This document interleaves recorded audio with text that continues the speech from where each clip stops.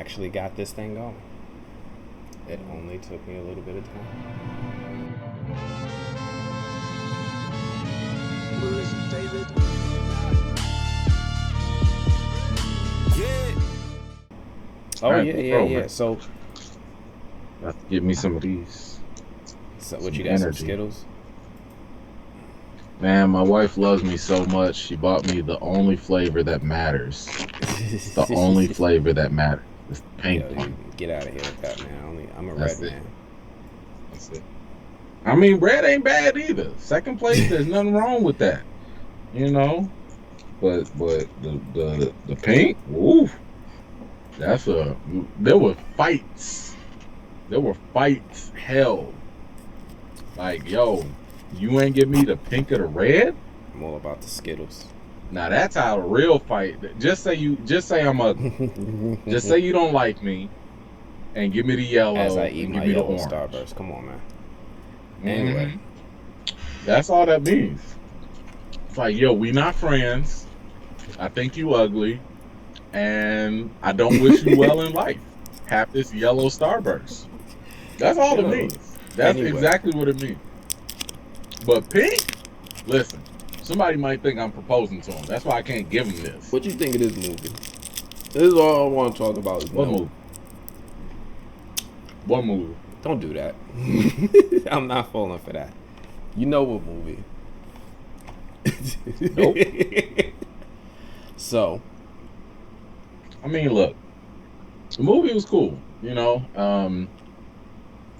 the best way I can put it is, this is Jordan Peele reaching into his bag of Hitchcock and Kubrick, and you know,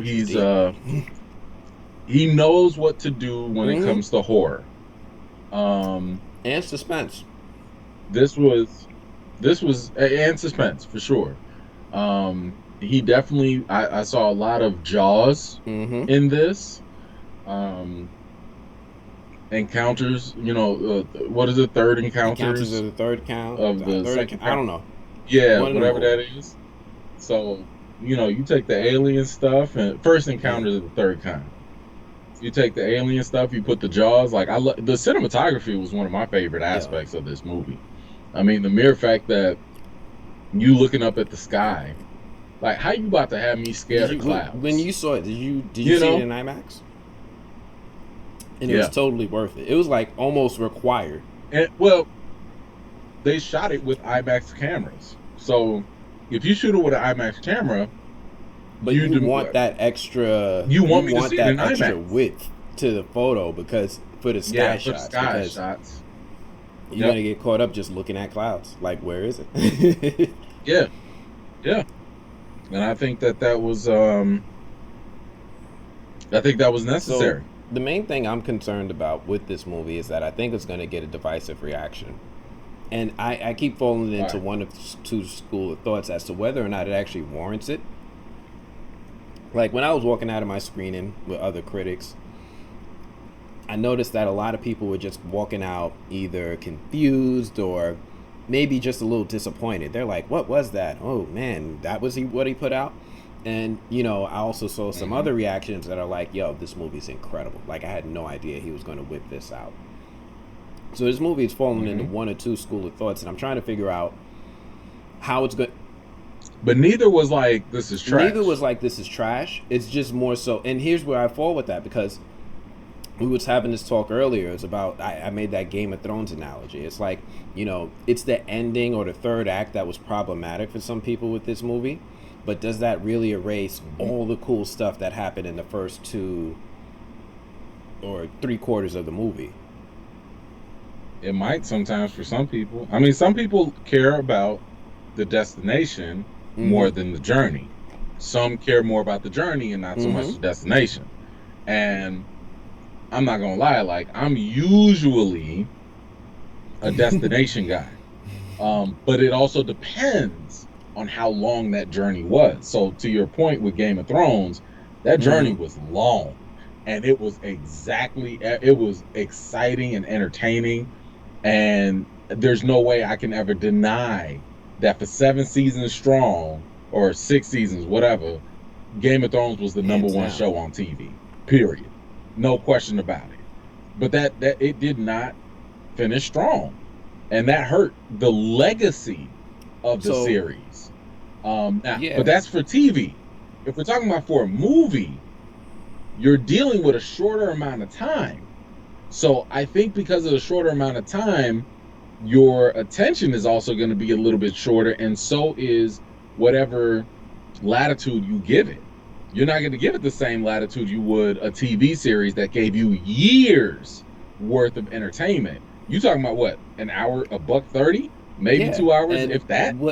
I'm with you on that. I'm along with the journey, and I wouldn't even really. It's hard to even for me to even get on board with the critique of the ending, because I think people have walked into this with, or they're projecting what they want out of it versus what they got. Almost like the Rian Johnson Star Wars reaction being people what they wanted versus what they got. Was it a technically bad shot film? Not at all. Did exactly what I wanted to see happen? Not exactly. What did you want to see? Because honestly, I had no idea what to anticipate outside of we're going to be dealing with black folks and UFOs. That was the only thing I knew. So the vaguely. Movie is a masterclass in so many things. So it's very good at paying an homage to Alfred Hitchcock and all those types of shows and short stories that he used to tell, because it seems like it's a developed, more expanded version of one of those stories. 2, this man was doing his absolute best Christopher Nolan. I'm going to shoot this in IMAX. I'm going to blast you with sound. I'm going to make sound and presentation as much a character in my film as the characters in my film. He pulled out all the stunts, and I think he nailed it.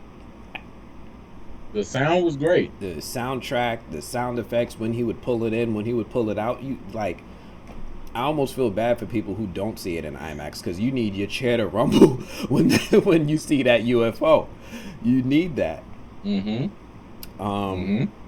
then we I guess I was struggling with trying to figure out how to talk about this movie without spoiling this movie.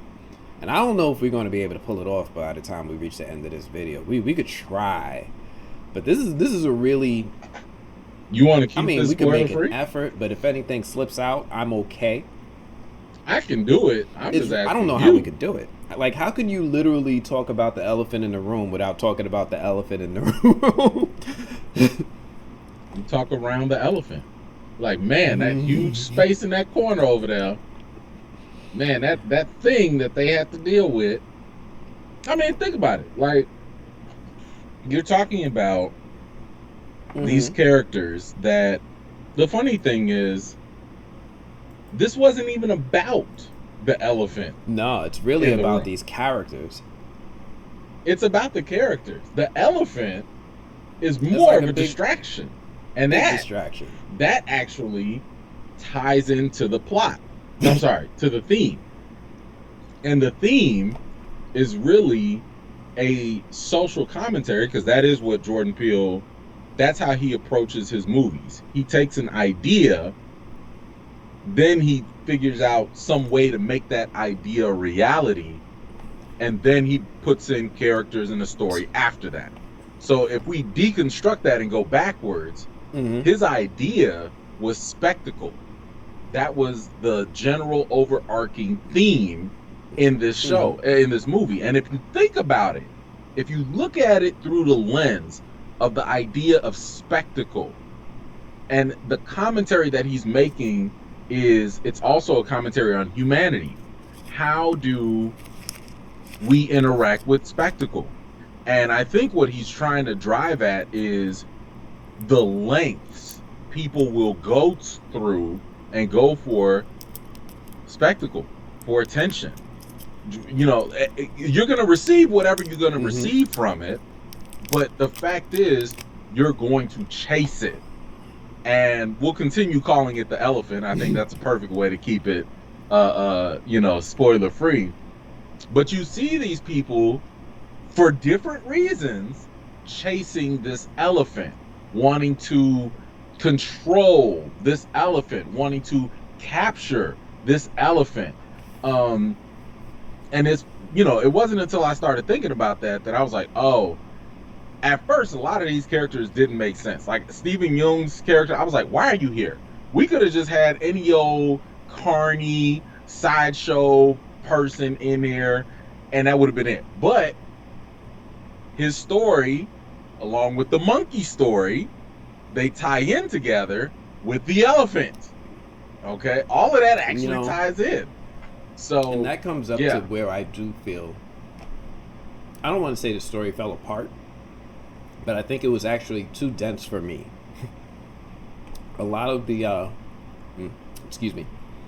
lot of the topics of everything with Stephen Yeun's character went over my head. I was sitting here, we were having this conversation about, like, why is he here, right? He seems like a character that you can remove out of the movie and he'll have no impact on the story. And I knew that there's some sort of social commentary in this film, and I was looking for it, but I 100% feel like you can watch this movie from beginning to end and not experience it.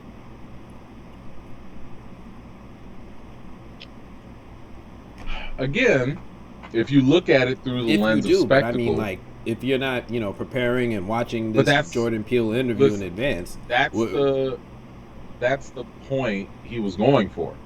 Because with his character, he was traumatized by spectacle, right? But at the same time, that trauma also gave him his platform. That makes sense, but is that what you were looking for? And because it gave him that platform, he's been chasing it ever since. But I don't think that you look for that when you walk into this. Like, No, you don't. No, you're right. You don't. And Jordan Peele has said this himself. When anyone walks into this movie, what are you going to watch this movie for? You're going to watch this movie as, here comes a UFO horror. People are going to assume it's a horror. It's not. But a UFO horror movie. He knows that on the surface level, that is what you're going to think. And to be honest, that's exactly how I thought about it. When I first walked in, I was like, that's what was advertised. That's what I'm going to come and see. And the more the movie progressed, I was like, dang, I don't see any race, commentary. I don't see any sociological stuff here. Like, what are we doing? I still don't see any race commentary. I didn't see none of it. But it wasn't until I heard Jordan Peele talk about spectacle and the chase for it and then that's when everything started to sink in. The TMZ person, that sunk in. The director and the choice that director made. I'll call him the tormented director. Chasing that made more sense. Elephant. Chasing the big shot, right? All of the main characters. Like, why are they there? They're chasing spectacle, for different reasons. Everybody's doing it for a different reason, but everybody's chasing the same thing. Everybody wants the same thing in the end. They want I hate to call it attention, but they want that spotlight. I'm not saying that the idea or the concept is wrong. I'm just saying I don't think they made that message clear. I don't think that was communicated well. Like, I would have never put two and two together about the spectacle. I hear you when you say, when you hear Jordan Peele talk about it, he talks about his vision. I don't think the movie on its own would deliver that. And that's where I'm like, that's where it's kind of falling for me. When I was... you're not wrong, right? I mean, there's always a juggling act in...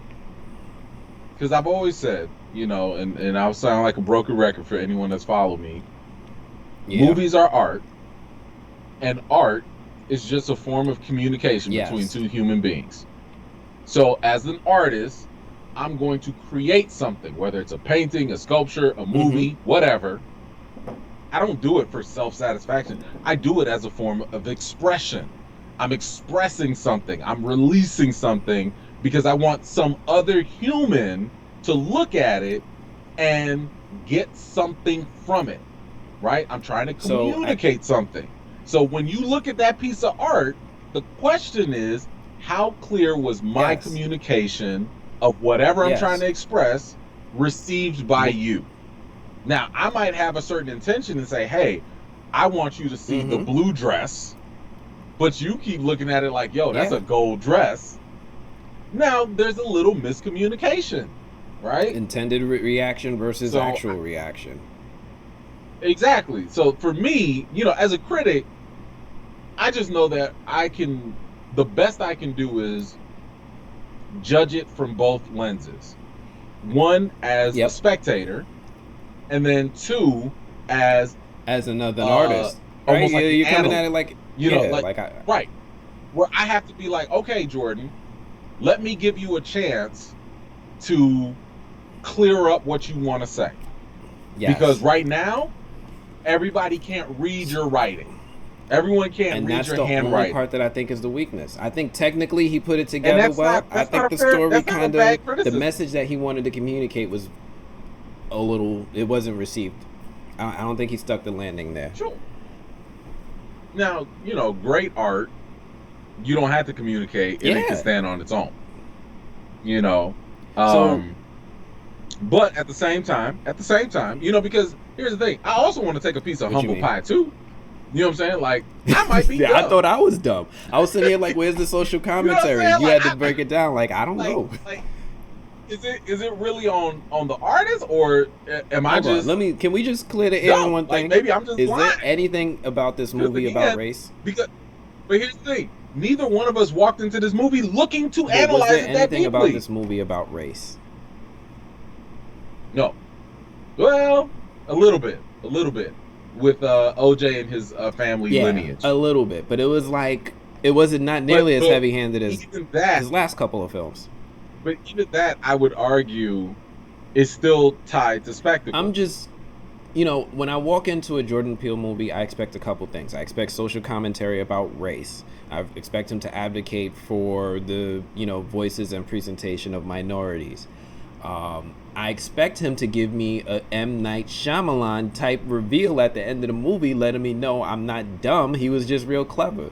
So, I don't think that's fair. It's not fair, Jordan, but it's an expectation. When I used to watch 2-3 M. Night Shyamalan movies in a row, The Sixth Sense, Sign, so on and so forth, The Village, I kind of was like, oh, there's a formula. He's going to give me some deep-rooted story. I'm going to get immersed in characters, and then he's going to blow my mind with some details that went over my head. And I started to kind of project those onto Jordan Peele because he did that with Get Out, and he did that with Us. He had those little moments at the end of the movie. He would do his little exposition, and just like reveal like everything that he put in there that was overlooked but added to a larger story. And then it encouraged rewatches to see just how deep and how layered his story was. It was so fun for me and Us to just rewatch it 2-3 times and find things I didn't see the first viewing. With this, I agree. They don't have that in the movie where it kind of like something at the end encourages you or gives you a clue to a bigger story that you missed. I didn't feel like this movie did that. There was no revelation, there's no exposition, and it didn't make me feel like, oh snap, there's that one detail I missed at the first of the movie that I need to just see where it goes from there again. This is a good movie, but I feel like this is where people are going to get divided, which is about the ending of the story and how things resolve. I will totally agree with that, but not for the same reason. I do agree that this could not stick the landing. Mm-hmm. It just could. Like the first 2-3, the first and second act, are phenomenal. Like you're in there for the entire ride. I'm in there for all his little send-offs. I'm in there for all his, suspenseful moments and everything. The barn scene was great. That was fantastic. I would actually rewatch the movie for that scene. I would too. Like I'm not mad about rewatching it, in that case. But the ending, and this was the thing I was really wondering, and I wrote this in my notes, which was he's doing a fantastic job in leading us all the way to the end, right? Because one thing I've had an issue with, and this was a criticism I've had with Guillermo del Toro, is he would do a fantastic job of leading people, with like certain creatures or certain ghosts or whatever, and then all of a sudden he shows you everything, and by that time it loses its edge. It's no longer scary if I can see the ghost in the light, like it's not that big of a deal. The mystery is gone. And I think that what ended up happening with Peele was the closer we got towards the end, the more things were revealed. The more I'm like, okay, I see what you're doing with this elephant. However, now what? like what am I supposed to make of this? But that's when it converts back, because I think people are going in thinking you have to deal with this like you would any other sci-fi story that deals with elephants, right? But for me, I'm looking at it and I'm like, this is where it shifted. This is where the attention was no longer the elephant, but it was actually on the characters. But I don't think audiences are going to gravitate to that, nor are they going to care, because they're going to be like, yes, but seriously, how can you think about anything but the elephant? So again, this is going to bring me back. I still think Steven Yeun's character, and I get it, there's some parallels or some story being told about spectacle with his character. He feels wasted, right? I guess I still don't think the intent matched the result, and I feel like there could have been a way to make him more active in the story. He's more of his whole thing is more passive second to the rest of the story, especially from the elephant to our main characters to him. He's just there. He is loosely tied to them. He's loosely tied, but he's not.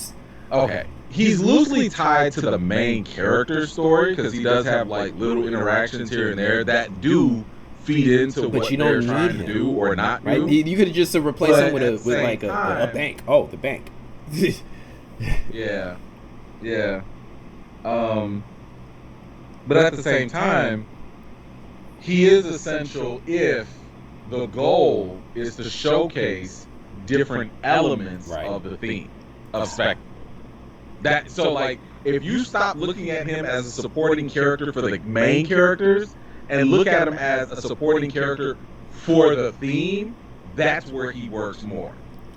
I could see that. But again, this is how Jordan Peele approaches this stuff. He's working from theme down. It's theme, then it's story, then it's characters, and then that's the order of significance for him.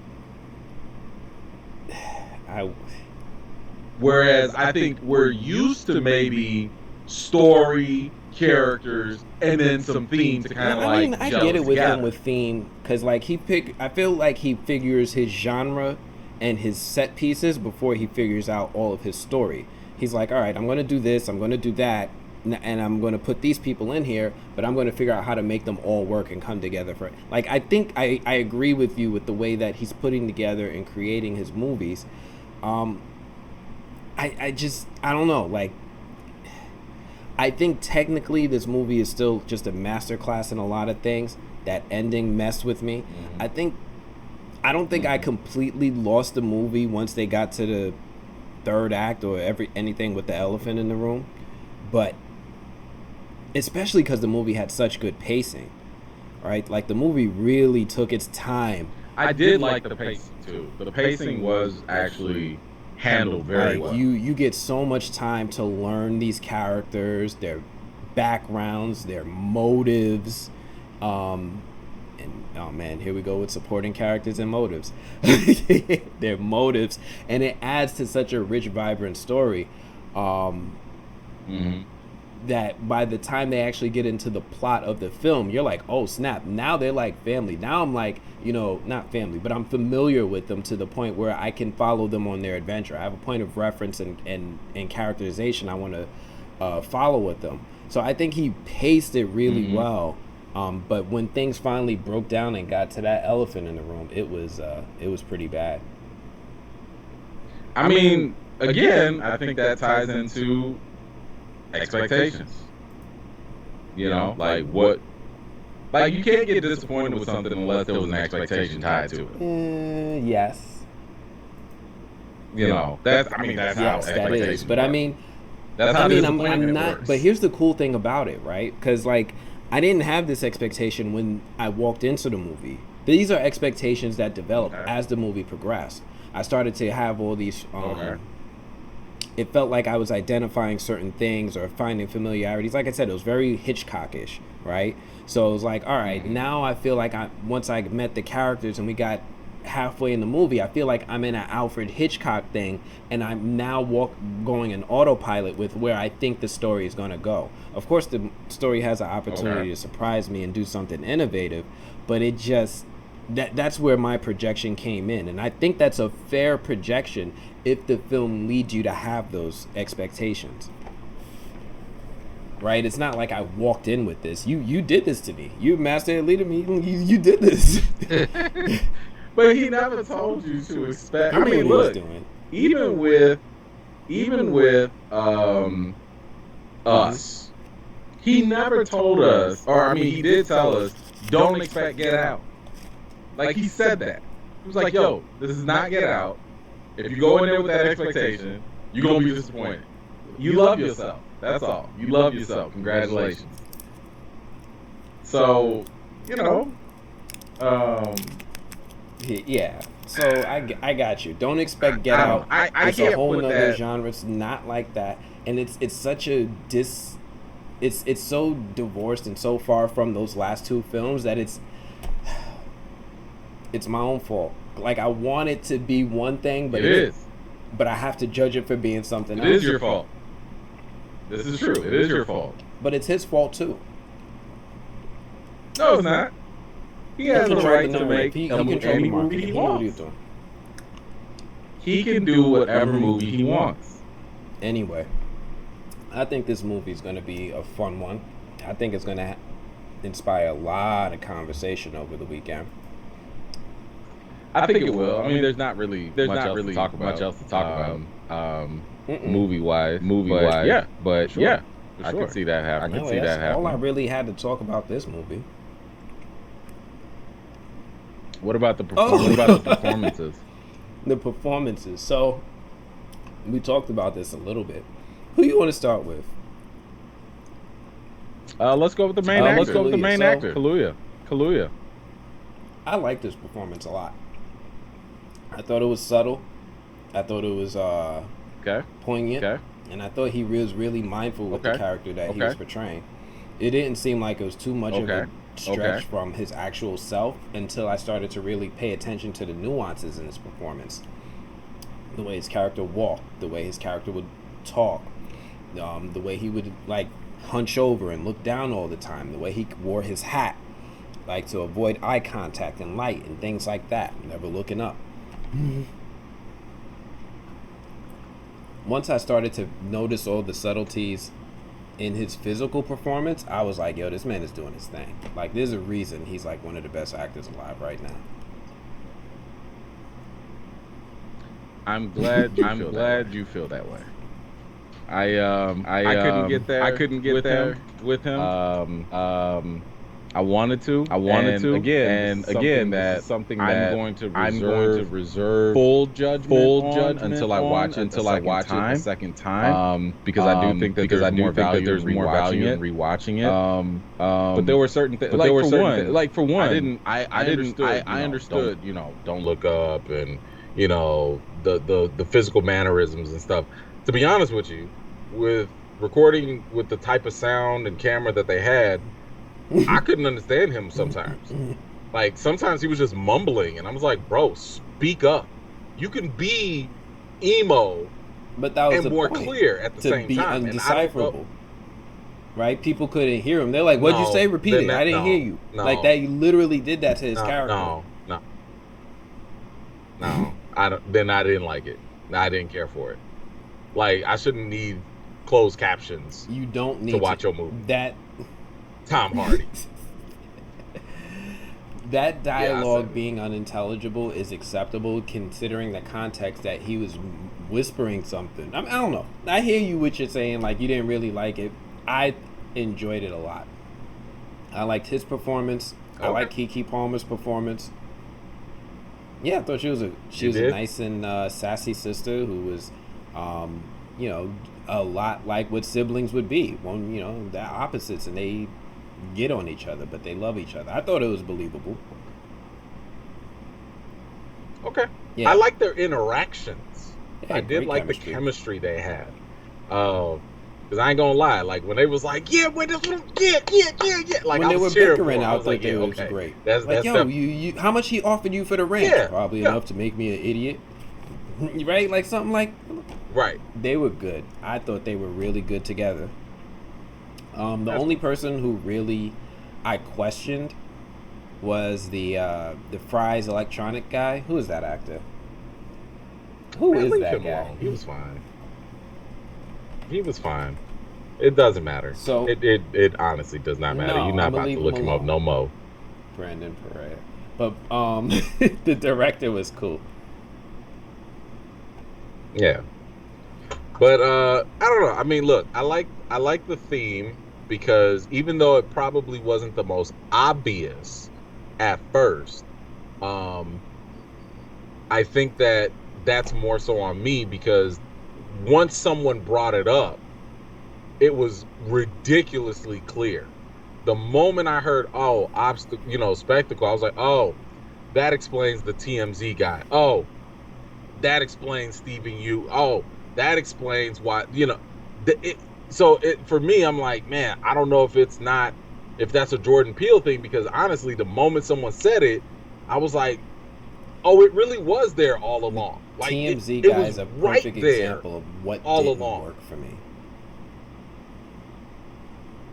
I think it worked I exactly get it, but according to it's what he like, was striving for. first off, this person comes out of nowhere, literally out of nowhere, never reveals his identity.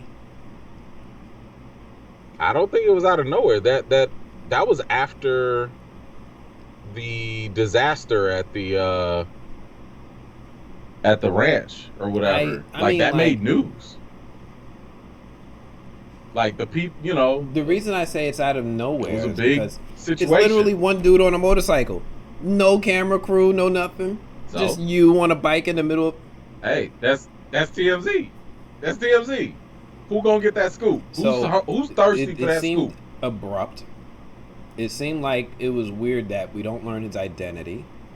It seemed like it felt like that when I saw this character, there was a metaphor here that was going over my head, especially with his reflective helmet. I was like, why is he reflecting the sky? So you don't look up, but you look at him, but you see up. I don't know. It felt like it was something going over my head there. And then his story is over. Yeah. He's there to serve the theme, not the story. I completely did not understand that this was a film about spectacle to know to interpret it that way. But now that you know it, I wish rewatch he it would have and found a see how way you to feel. communicate that in the movie. That this is a movie about spectacle. But that's the weird thing about it, right? When you rewatch it, now that you know that, it's probably I going know, to but be I mean, like, way if the more setup was there, obvious. so I got it the first time. Like, hey, But again, you were not looking for themes. You were looking for no, I was what you looking gonna for do with this stuff. I'm like, elephant. first off, Like, this is a Jordan Peele movie. I'm sitting here as a movie critic. I have notes. get I'm it. looking at I every know. corner of the screen. I'm trying to figure out what that thing in the background means. I was doing the same thing. I was trying to figure out was that a Bible verse? Exactly. Like what verse was that? Like Was how does that a tie verse? into I this? forgot And, about that. But there was so much stuff. There's so much stuff that happens that you're not gonna look for that level of sophistication. You're just not. And honestly, that's not the way the movie is marketed. It's not the way 80% of the movie comes off, because a lot of it comes off as, especially in the barn scene, hey, I'm here to scare you. Hey, I'm here to give you suspense. So when you talked about like the earlier expectations that he creates, a lot of that is it. And I would also say those are things that you're familiar with. You're familiar with those Hitchcock and Kubrick-like moments where you're like, you're going to give me more of this. So by the time we get to the third act, it's a curveball, and it's like, You think it's still about the elephant, but it's really always been about this, and this. It's not even about the characters. It's really about humanity and how humanity is so obsessed with spectacle. It didn't work for me. Okay, and that's fair. That's fair. But I'm just saying that was his intention. That was his intention. Like I said, I don't think it's gonna land for everybody, but I do think that once it's kind of explained, I think people can have a different, not a better, but a different level of appreciation for what he tried to do. Movies that people appreciate when they can own it and they sit there comfortably and watch it multiple times. Because that first view, that's fine. Listen, I didn't appreciate Us until I saw it the second time after he explained what he was going for. Because when I first saw the movie, I was like, yo, this is a weak slasher film. What is this? What are you talking about? I don't see nothing about race. I don't see nothing about, like, what are you talking about? But when he started saying, like, yo, this is about class, it's about privilege, it's about hierarchy and this, and I was like, oh, okay. And I watched the movie with a whole new lens, and it's 10 times better to me now that he, like, gave me the key. We're so used to kind of having, like, a lock and key right there for us to walk in. And unfortunately, that's just not the way he makes his movies. Like, Get Out, I think, was so easy for us to consume. I think we're looking for more of that easy access. I don't know yet. I haven't written my... You're going to have to go to the movieblog.com to find out. Yeah. Real quick, before I end it, do you think he made the right decision doing Get Out instead of Black Panther? Daniel Kaluuya. Oh. Yes. Yes, I do. Do you believe... Well, what do you think about his... Well, think about it. Like, just as an actor, forget the whole, Chadwick's missing, recast the child, forget all that. As an actor, I am always going to take a movie with a name brand director and a lead role versus let me go join some ensemble, which, by the way, could also hinder me because you know how Marvel contracts are. If you're part of something, you can't. You here now. You need to prioritize. You signed the Marvel over everything else. So yes, he made the right decision. Marvel is death row. That was a good career. What did you think about his reaction or his statement when he said why he didn't do Black Panther? He said there was scheduling conflict. You do? Oh, I believe it.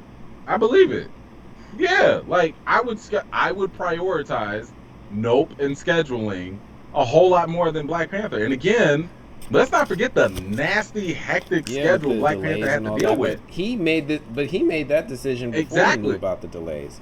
My thing was like, maybe he learned from his first experience making the first Black Panther. Like, oh, you know what?